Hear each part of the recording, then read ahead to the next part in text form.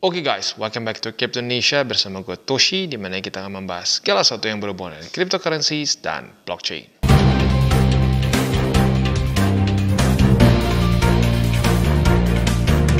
Dan sekarang kita masuk ke Crypto Review. Pada hari ini kita akan update review mengenai Lion CTO. Tetapi sebelum kita masuk ke videonya seperti biasa, gue akan disclaimer dulu bahwa semua konten dari TCI bukanlah financial advice, ini semua bentuknya adalah edukasi. Dan mungkin untuk video ini lebih tepatnya ke update review lah ya. Nah, seperti yang kalian sudah tahu di TCI tidak ada namanya grup VIP, tidak ada namanya grup berbayar, jadi semuanya gratis, ya. Gimana caranya bisa gratis? Ya salah satu caranya adalah dengan kita mereview berbagai macam cryptocurrency project ya. Tetapi garis bawahi review, maka kita akan bahas semua dari sisi positif dan negatifnya. Jadi nggak ada nge-shield ya. Nah, untuk Lion CTO ini mereka dalam 2 hari lagi akan selesai presale-nya. Ya, pertama kita bahas kan presale-nya bakal belum dimulai ya. Nah, sekarang sebentar lagi akan selesai dan yang seperti kita bisa di sini ya, belum terlalu ini, masih cukup jauh dari target dia sebenarnya ya. Ya intinya sebentar lagi akan selesai. Dan buat lo yang sudah tahu di video gue sebelumnya kan, yang gue pribadi sih nggak gue nggak ikut begitu karena ya ada beberapa hal yang nggak cocok lah sama gue gitu. Kayak salah satunya klaim mereka mengenai mereka ada hubungan langsung sama Binance begitu. Nah mereka berapa kali menekankan mereka tuh ada hubungan sama Binance, tapi sebenarnya kalau gue perhatiin yang cuma gue ketemu tuh 2 ini ya, itu dimana ada yang ngebahas mengenai Lion CTO di Binance begitu, tepatnya di Binance Square ya, tetapi bukan langsung dari tim Binance yang mempromosikan atau ada kerjasama dengan Binance ya, dengan Binance Square maupun Alpha. Dulu kan dia mengklaim juga Alpha ya. Nah jadi ya karena dari 2 hal itu, jadi ya gue ngelihatnya kayak wah oke, kalau gitu caranya berarti yang lainnya seperti apa begitu ya. Jadi kalau menurut gue ya at least kalau gue pribadi ya enggak begitu. Tapi baik lagi, kalau secara resiko kan gua itu risk profile-nya lebih ke intermediate gitu. Nah, buat lo yang ngerasa Bang, BTCD lagi turun terus nih ya.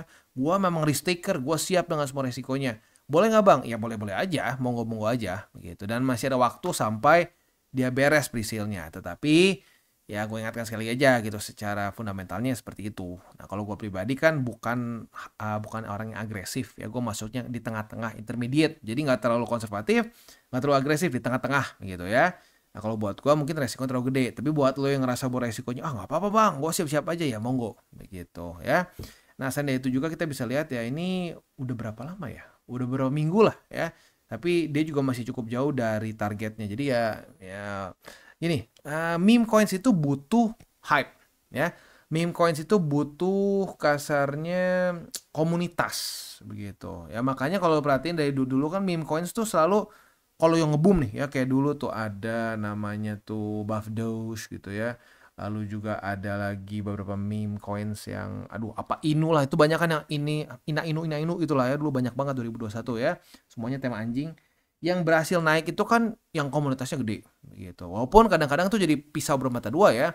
Komunitas gede, terus ujung-ujungnya akan ada terus yang memberikan kasarnya memberikan satu komando untuk jangan pernah jual, kita akan naik terus kaya bersama katanya gitu ya. Ya kalau lo perhatiin sebenarnya mentalitasnya rada mirip kayak dulu Manta gitu kan. Makanya sampai pada bikin baju tuh ya, ketahuan jual Manta kita gebukin bersama katanya. Ya kalau gitu caranya berarti lu harus saling gebuk satu sama lain gitu, karena kan minus sampai 95% gitu kan. Berarti ya semuanya pada saling jual. Nah itu sebenarnya mentalitasnya mungkin dibangun di memes begitu ya. Nah itu yang kadang-kadang juga bisa bikin harga jadi nahan di memes. Nah kalau di sini kita bisa lihat nih ya, berarti momentum dia kurang gede gitu. Nah itu berarti resiko lagi yang harus dipikirkan gitu. Kalau gue pribadi sih ya berpikir seperti itu ya. Ya udah, tinggal mungkin update-nya itu aja sih ya. Mereka tuh dalam 2 hari lagi akan presale begitu. Nah ini cocoknya buat siapa? Cocoknya buat yang risk profile-nya yang paling agresif ya, menurut gue yang paling mentok agresif ya, mungkin boleh silakan coba. Karena ya bisa aja saat dia listing, boom ada naik dulu begitu. Nah tetapi gue ingatkan satu hal ya. Ini berlaku untuk semua presale, bukan cuma Lion CTO ya. Tapi buat semua presale, kalau ya dia sudah listing, gue sarankan minimal modalnya di TP. Minimal modal TP. Jadi misalkan ya, lu modal $100 misal contoh ya, biar gampang aja 100 gitu ya.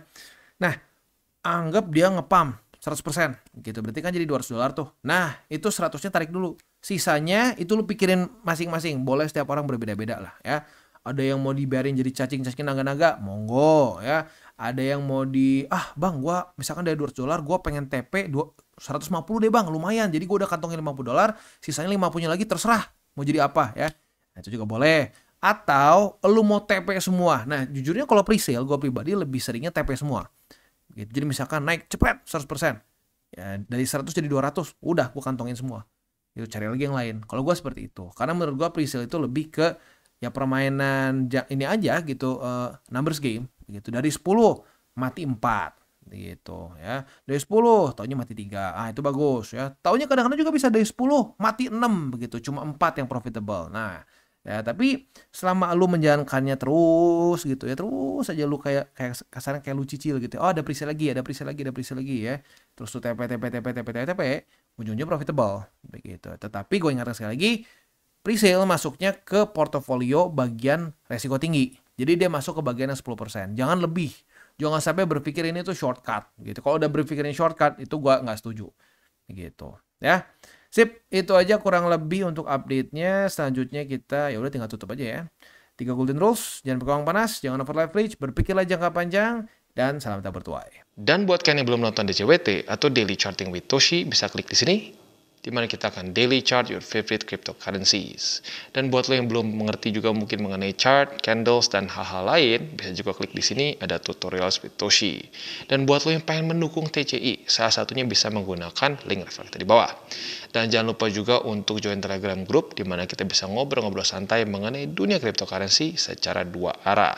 So jangan lupa untuk like, subscribe, click the bell icon, and see you on the next video.